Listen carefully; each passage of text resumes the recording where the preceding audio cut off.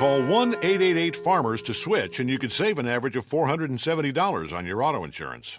That's a lot of money in just a few minutes. With savings like that, you could be lounging on an impractical amount of ornate and overpriced throw pillows you bought for your couch. But you won't, because you're better with money than that. That's why you're calling us in the first place. Call 1-888-FARMERS to get a quote today. We are farmers. Bum, bum, bum, bum, bum, bum. Based on average nationwide annual savings survey data July to December 2020. Underwritten by Farmers Trucker Fire Insurance Exchanges or affiliate. Products not available in every state. So what can happen if your tax preparer doesn't sign your tax return? Try owing $13,000 in fraudulent taxes or paying back your refund with interest.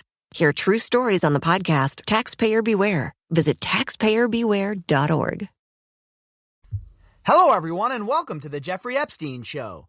I'm your host, Bobbycapucci, and this is Daily Drop number 382.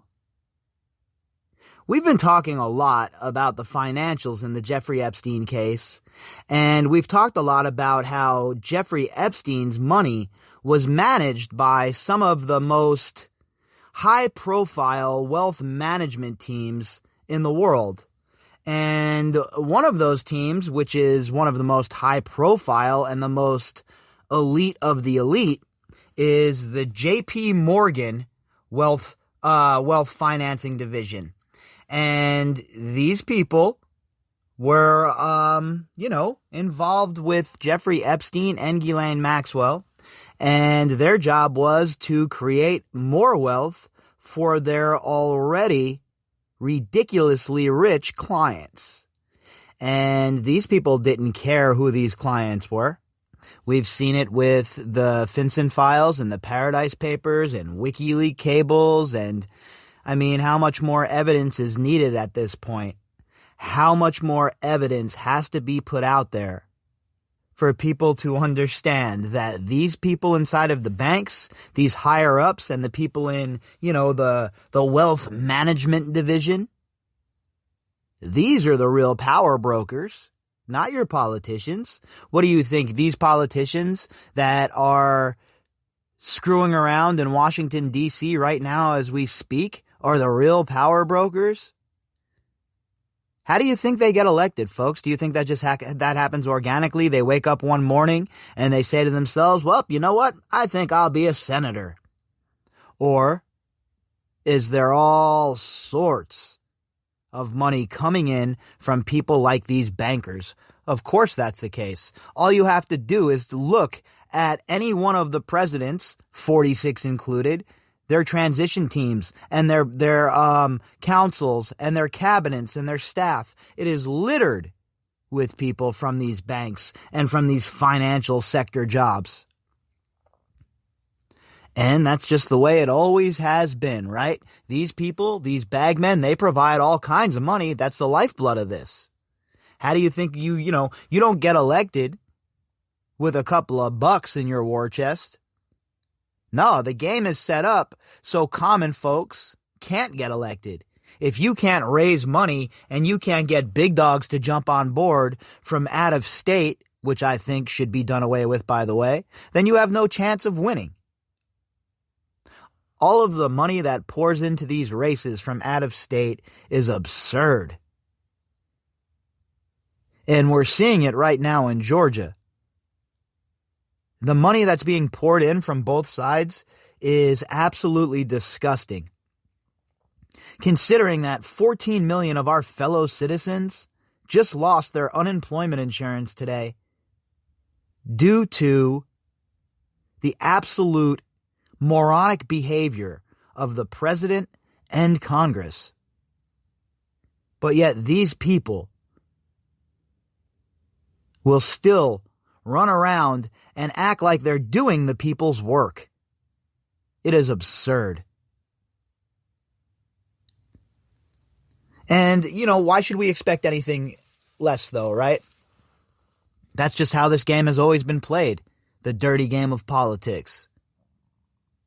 And until we get our shit together as citizens and we realize that it's not our neighbor that's the problem, it's these people who are the problem, J.P. Morgans of the world who are the problem, the politicians that are bought and paid for by these corporatocracy oligarchs are the problem, then we're just going to continue to get absolutely bum rushed by these people, abused, treated like shit, trashed. Meanwhile, while they're giving you a 26% finance rate for a credit card, they're managing not only Jeffrey Epstein's money, but the scumbags at JP Morgan, like we're going to talk about tonight, managed Ghislaine Maxwell's money all the way up until 2015. Now remember, JP Morgan is definitely a very important topic when we're talking about the financial aspect of this whole entire thing. Jess Staley was in charge over at JP Morgan. He had a very tight relationship with Jeffrey Epstein. And JP Morgan was Jeffrey Epstein's go-to bank for a very, very, very long time. And even after the whole entire situation with Epstein, even after Ghislaine Maxwell was named all over the papers, was accused by numerous girls, JP Morgan decided it would still manage her money. They'll bank her millions and they'll profit on a few points. Because at the end of the day, that's what really matters, right? Just the profits, nothing else.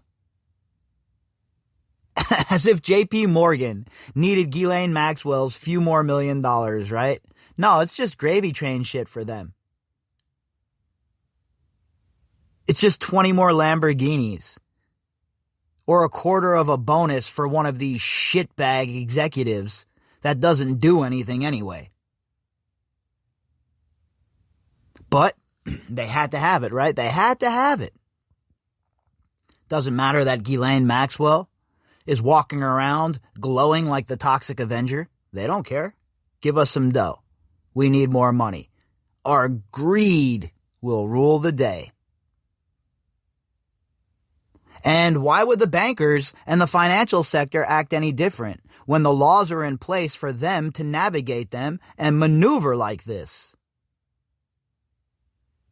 While I really dislike the financial sector, as you all know by now, I have even that much more of a distaste for the lawmakers who set the framework for all of these laws that these people backdoor, that these people manipulate, that these people finesse.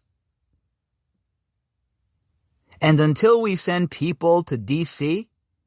who aren't willing to take money from out of state, who aren't willing to be bankrolled by people like Sheldon Adelson or George Soros, then we're going to keep running into this same old shit, same old nonsense, same old problems. But it doesn't seem like there's the will to change, right? Nobody wants to rock the boat. So let's just keep sending the same maniacs to D.C. and expect a different result. When in reality, we know that's not the case. We don't need to be able to see into the future. We don't need to be Nostradamus to know. But here we are. All right, so our article tonight is from Bloomberg.com. The headline, JP Morgan banked millions for Ghislaine Maxwell as it had for Epstein. This article was authored by Neil Weinberg on July 22nd, 2020. So, like usual, when we have a slow news day, I go to the archive and yank an article that I think would be a worthy addition to the catalog. And considering the ongoing conversation we have had recently about the financial aspect of this case, I figured it's a no-brainer that we throw this one in tonight, add it to the catalog, and, move forward through the weekend and hope for some new news to update the catalog with. But if that doesn't happen, that's cool because there's so much ground to cover in this case that there are so many articles that we can add to the catalog that will be worthwhile.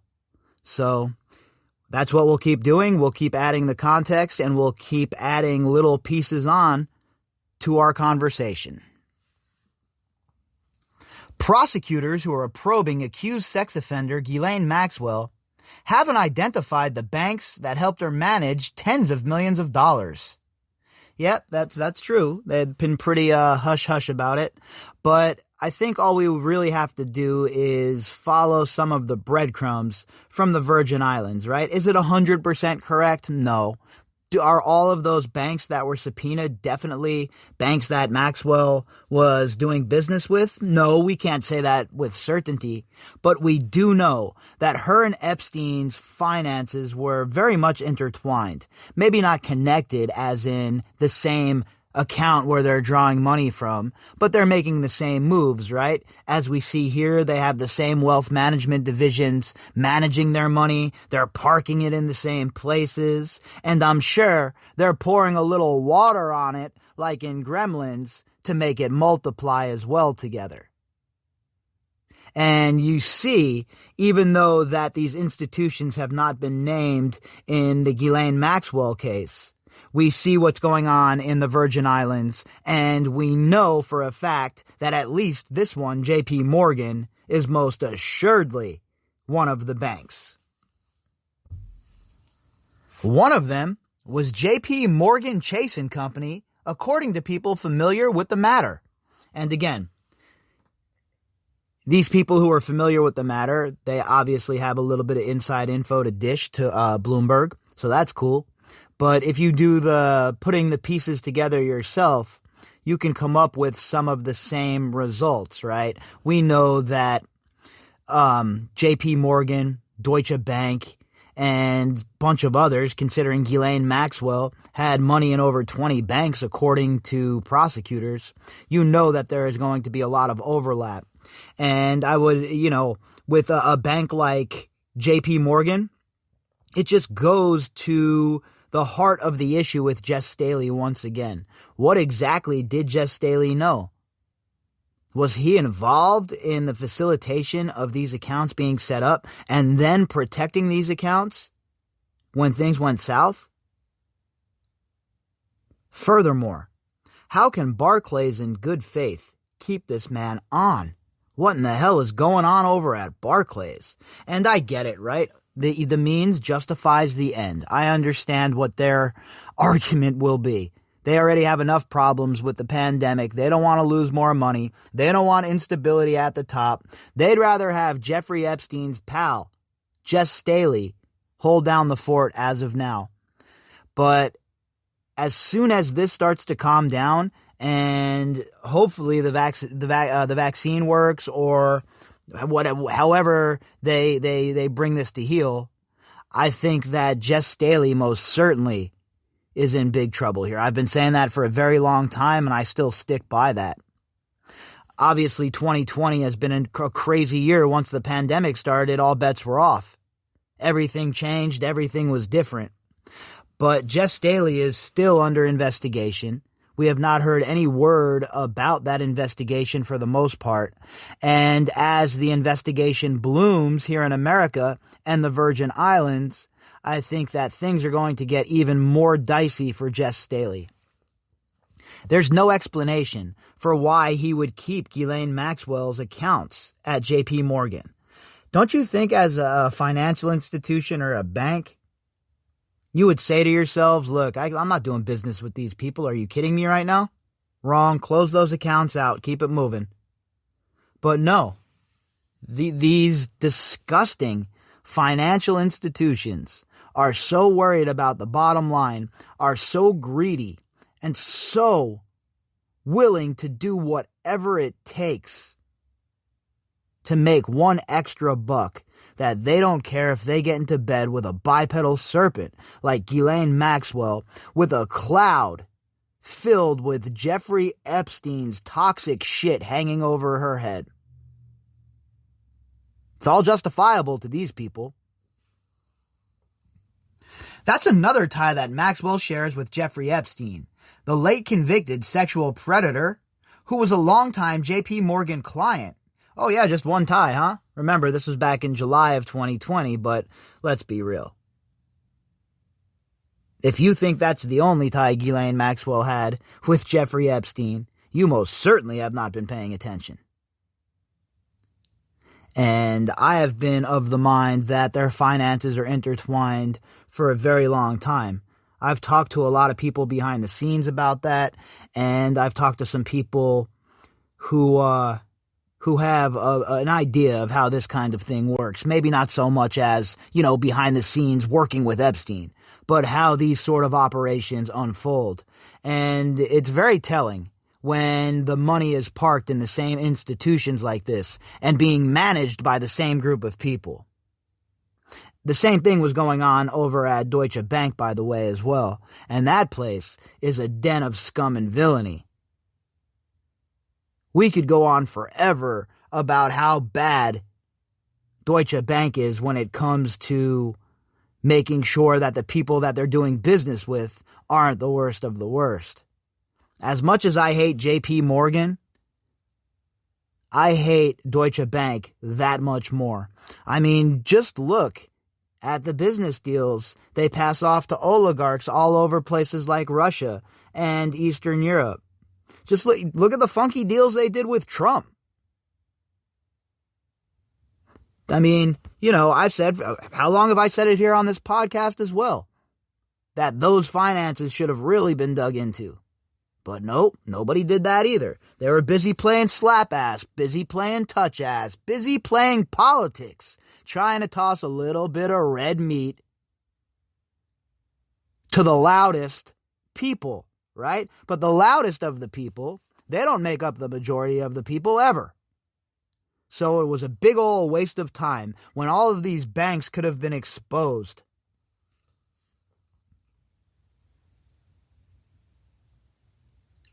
Epstein was known inside the biggest U.S. bank for helping steer many of his wealthy acquaintances to its private banking unit in New York, which offered discretion and tailored wealth management to rich clients.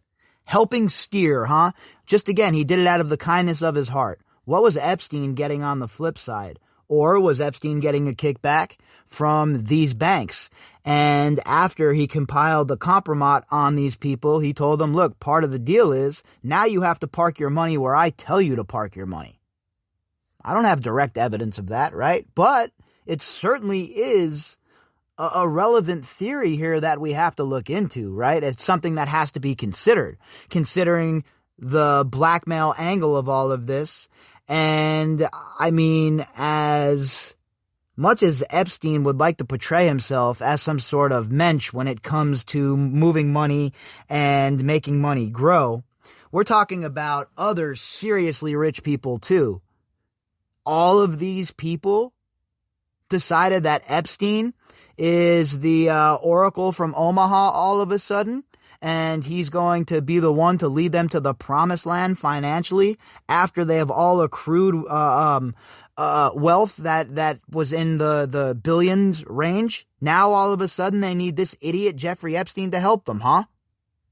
So it's certainly an argument that could be made. It's certainly an avenue that has to be traveled down, and it's something that has to be looked at, just like everything else in this case. Nothing is ever what it seems, right? Every time we dig into something, it seems like, oh, well, that's a little weird. That took a weird turn. What's this person doing involved in this? Hey, how did that person end up in this story? And it's no different here when you're digging into these banks and you're digging into the other people that were involved in this. Maxwell had $10 million or more under management at JP Morgan Private Bank, according to two people with direct knowledge of the matter, one of whom said she was a client by 2009 or before. So that's when Jeffrey Epstein was absolutely embroiled in his troubles, right? The first round of troubles for Epstein right around that time. And Maxwell automatically becomes a client around that time, huh? Well, that's weird. Why would Maxwell become a client right around the time that Epstein is having these issues as far as criminally? And especially when Ghislaine Maxwell said, well, she had no contact with him. They weren't friends anymore. But they just happened to have their money parked at the same place, huh? Being managed by the same people, huh? I'm sure that was not facilitated by Epstein. I'm sure that had nothing to do with their very, very close relationship. The narrative that they want us to believe is very, very flimsy, folks. And it's very hard for me to not completely mock it at this point. After everything that we have learned, after all of the articles that we have read on air and all of the research that has went on, and so all of the other content that has been provided by other people who are engaging in following this case as well. It's just, I mean, it's very clear what was occurring here. Very, very clear. Her money there was handled by a team that included several dozen relationship managers, advisors, and others who specialize in closely held businesses. The bank continued to work with her after Epstein moved funds to Deutsche Bank in 2013. So even after Epstein was booted out of JP Morgan, even after he took his dough and moved over to Deutsche Bank, they continued to do business with Ghislaine Maxwell, even though they knew that she was his sidekick, his co-conspirator, a general all-around scuzzbag and fellow child abuser. They still managed her money. They kept the bipedal serpent's nest egg, and they helped it grow. And who knows how many people were abused or paid off or threatened during this time. I mean, these banks, they have to have some sort of responsibility, right? You have all of these people involved, all of these relationship managers and this person and that person and the other person. You have the regulatory divisions of these institutions. And nobody knew, huh? Nobody had any idea what sort of person they were doing business with. That's what they would have you believe. Maxwell's finances are coming into focus after federal authorities in Manhattan accused her this month of conspiring with Epstein to sexually abuse minors, with prosecutors delving into how she funded her activities and lifestyle. Authorities require banks to provide a bulwark against financial crimes by filing reports of potentially suspicious activities. The reports aren't made public. Well, unless you're talking about the FinCEN files.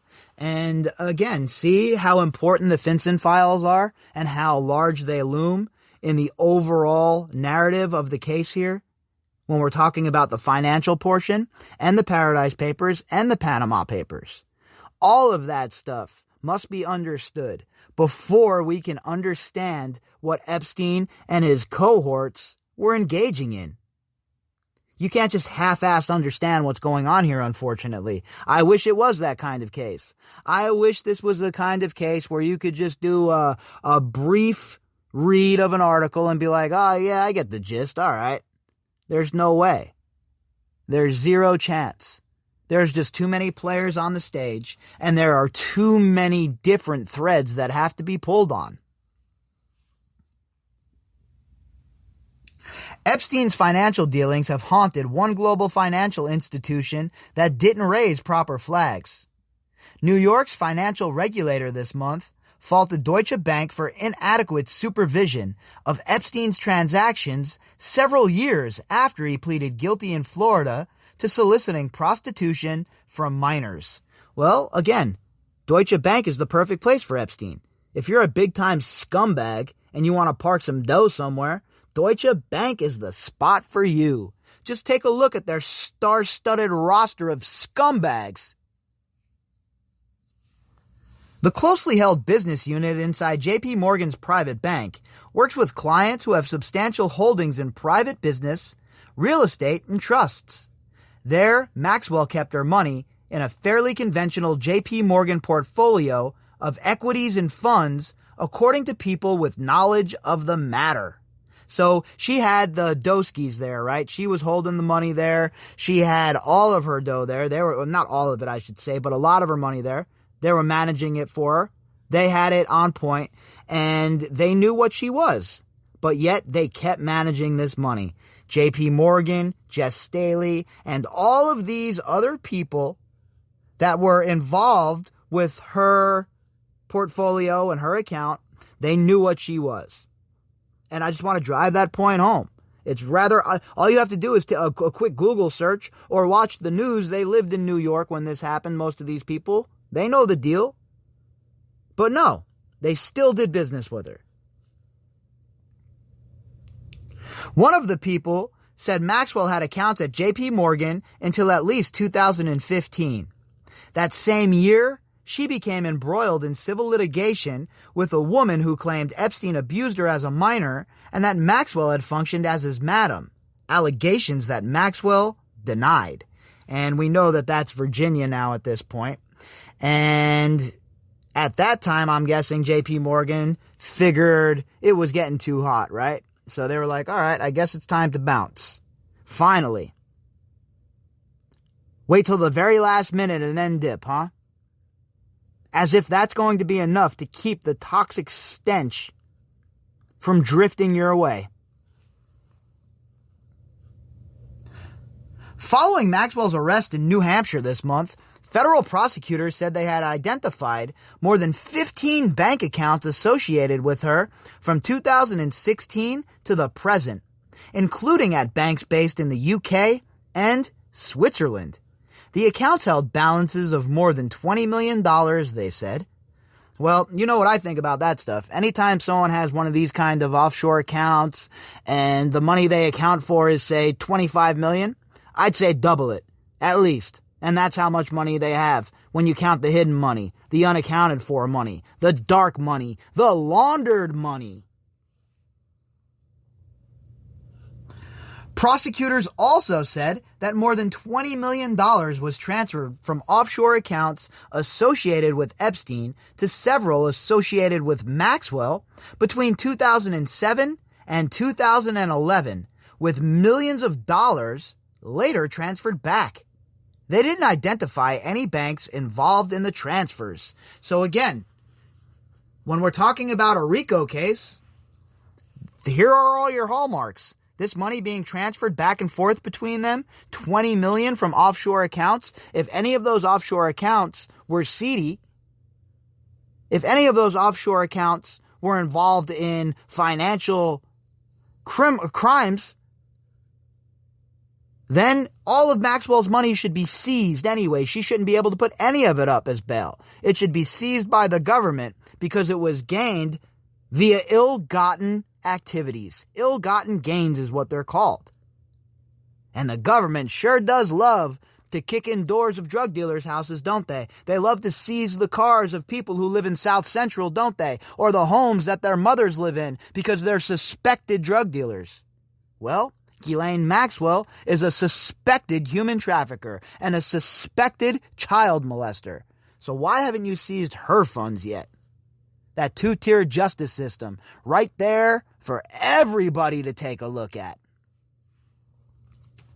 Maxwell was ultimately cut off by at least one of her banks in 2019.